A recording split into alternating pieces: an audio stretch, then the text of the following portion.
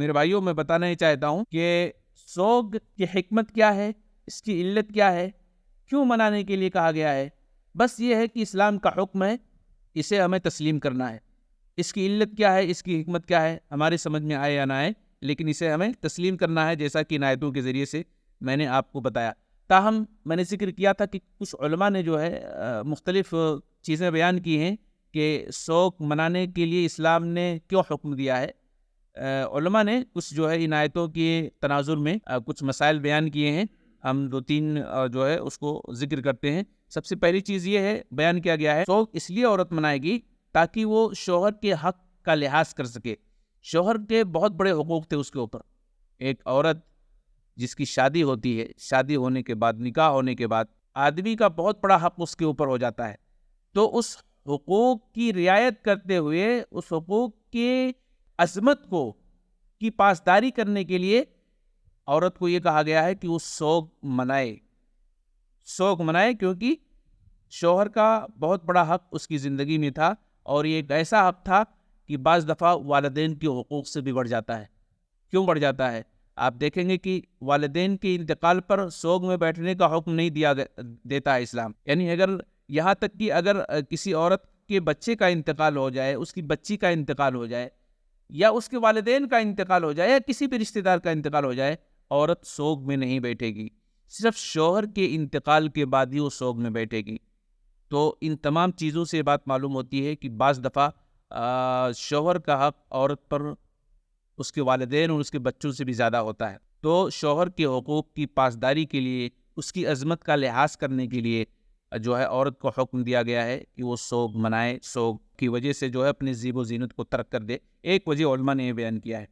دوسری وجہ علماء نے یہ بیان کیا ہے کہ چونکہ نکاح ایک مقدس معاہدہ تھا، نکاح ایک مقدس معاہدہ تھا، اگر عورت نکاح نہیں کرتی تو پتہ نہیں کہاں جاتی، کس طرح سے بے حیائیوں کا اور برائیوں کا شکار ہو جاتی، لیکن نکاح کے ذریعے سے وہ عورت اس طرح کی برائیوں سے بچ گئی ہے، اللہ نے اسے بچا لیا ہے۔ تو نکاح جو ایک مقدس معاہدہ تھا، اس کی تقدسیت کو اور اس کی عظمت کو برقرار رکھنے کے لیے عورت کو حکم دیا گیا کہ وہ سوگ منائے، اپنے شوہر کے انتقال پر اپنی زیب و زینت کو چھوڑ دے۔ اسی طریقے سے تیسری وجہ علماء نے یہ بیان کیا ہے کہ چونکہ عورت کو زیب و زینت سے اس لیے روک دیا گیا، سوگ زیب و زینت سے رک جانا اور رک کر کے بیٹھ جانا، زیب و زینت سے اس لیے اس کو روک دیا گیا ہے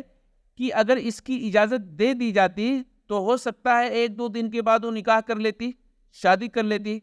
یعنی شوہر کی عظمت کا ذرا بھی اس کو خیال نہیں رہا۔ وہ شوہر جو پوری زندگی اس کو لے کر کے چلا، اور ابھی اس کا انتقال ہوا ہے، اور ایک دو دن کے بعد اپنے آپ کو کسی اور مرد کے لیے پیش کرے، نکاح کے لیے، شادی کے لیے، تو یہ عجیب سا معاملہ ہوتا۔ اس لیے جو ہے اسے بیٹھنے کے لیے کہا گیا ہے کہ کم سے کم 4 مہینے 10 دن تک وہ اپنے شوہر کی عظمت کا لحاظ کرتے ہوئے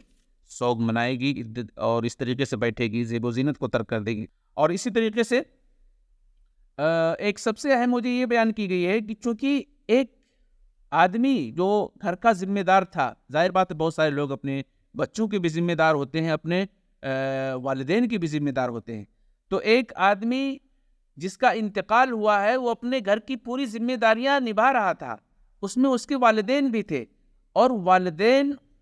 کی نگاہ میں اس کی بیٹے کی کیا عظمت ہوتی ہے یہ والدین ہی بتا سکتے ہیں۔ تو سوگ منانے